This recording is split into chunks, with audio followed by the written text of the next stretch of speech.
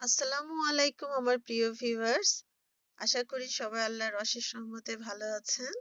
আমরা আলহামদুলিল্লাহ ভালো আছি। আমি আপনাদের সাথে আমার ইন্ডিয়া ট্যুরের ভিডিওগুলো শেয়ার করছি। আসলে আমি গিয়েছিলাম বেশ আগে, কিন্তু আমার ভিডিওগুলো দেওয়া হয়নি। তা আমার ম্যাক্সিমাম অনেক ক্লিপ চলে গিয়েছে। তা আমি যা আছে সেগুলো থেকে কালেক্ট করে আমি আসলে দিচ্ছি আমার স্মৃতি হিসাবে রাখার জন্য। তা আমরা এখানে যাচ্ছিলাম আমরা তাজমহল দেখতে। কারণ ইন্ডিয়ায় গিয়েছি আর তাজমহল দেখবো না, এটা তো আসলে হয় না। আর এটা তো সবারই একটা স্বপ্ন থাকে যে তাজমহলে যাবে। তা আমরা তো ছিলাম দিল্লি, এটা হলো ওল্ড দিল্লি। আর তাজমহলটা হলো আগ্রায়। দিল্লি থেকে আগ্রা অনেক দূর। আমরা আমাদের একটা গাড়ি রিজার্ভ করেছিলাম। সেটা আসতেই প্রায় ৬ থেকে ৬.৫ ঘন্টা লেগেছে গাড়িতে আসতে। অনেক দূর, অনেক। আর এত গরম ছিল, মানে অসহ্য গরম ছিল। আমরা তো ভোরেই বের হয়ে গেছিলাম, ভোর ৫টার দিকে বের হয়ে গিয়েছিলাম। এই জন্য আমরা সকালে ব্রেকফাস্ট করিনি। তো আমরা কিছু দূর আসার পরে ইন্ডিয়ায় সবচেয়ে মজার যে জিনিসটা সেটা হলো কিছুক্ষণ পর পর ধাবা আছে, ধাবা। এটা আমি ফার্স্ট নাম শুনলাম, দেখলাম, আইডিয়া ছিল না। বাট এখানকার খাবারগুলো এত মজা, আমার যে কি মজা লেগেছে। আমরা যতদিনই বাইরে ঘুরতে গিয়েছিলাম ধাবায় ফার্স্ট মানে যেতেই হবে খাওয়ার জন্য। তো গিয়েছিলাম এবং ওদের যে দই দিয়ে ওরা একটা সস বানায়, পরোটা, মানে অনেক পরোটার ভ্যারাইটিস। চাটা ছিল খুবই মজা। মানে আমরা রেগুলার যখনই বাইরে গিয়েছি আমরা এই ধাবায় খেয়েছি। তো আমরা যেতে যেতে আমরা ব্রেকফাস্টটা করে নিলাম। এখানে খুব মজার মজার খাবার ছিল। আহ মানে ভ্যারাইটিস ধরনের অর্ডার করেছিলাম। তারপরে এই আমরা আগ্রায় চলে আসলাম। প্রায় ৬.৫ ঘন্টা লেগেছে যেতে। বাট জার্নিটা সুন্দর ছিল, বাট অতিরিক্ত গরম ছিল। তাছাড়া এমনি আশেপাশের লোকেশন গুলো মানে খুব সুন্দর ছিল। আমরা এনজয় করেছি অনেক।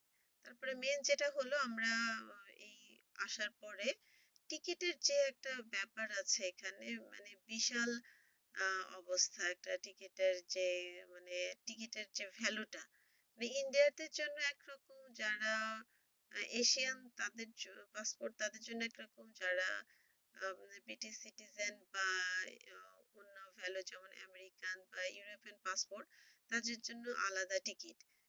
যারা ইন্ডিয়ান তাদের জন্য অনেক কম, মেবি 50 রুপি।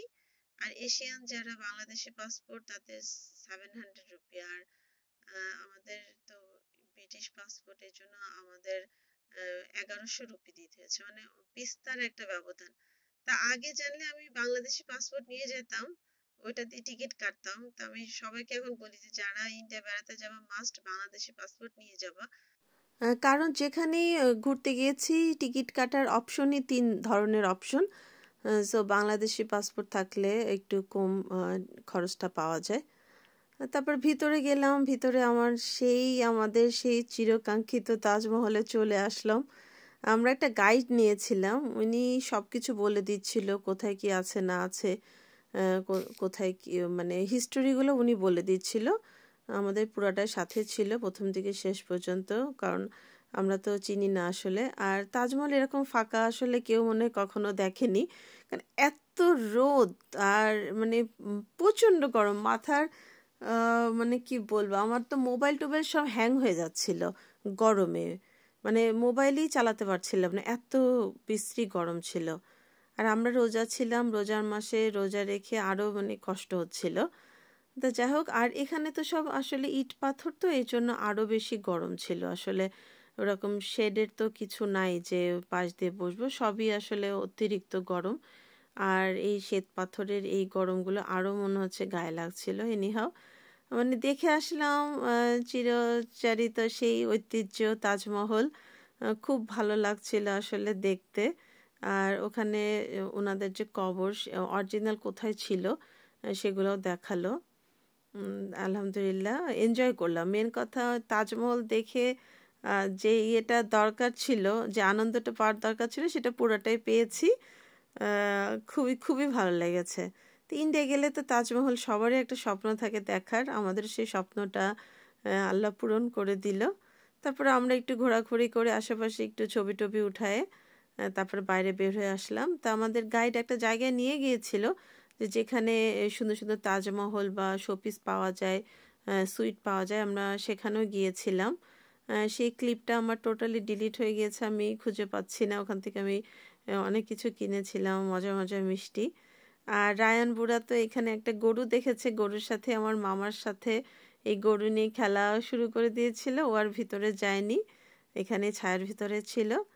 তো আশা করছি আমার এই তাজমহলের ভিডিও আপনাদের ভালো লেগেছে। যদি ভালো লেগে থাকে আমার চ্যানেলটিকে সাবস্ক্রাইব করে লাইক দিয়ে আমার পাশে থাকবেন। আর আপনাদের মতামত জানাবেন কমেন্টসের মাধ্যমে। সবাই ভালো থাকবেন। আল্লাহ হাফেজ। আসসালামু আলাইকুম।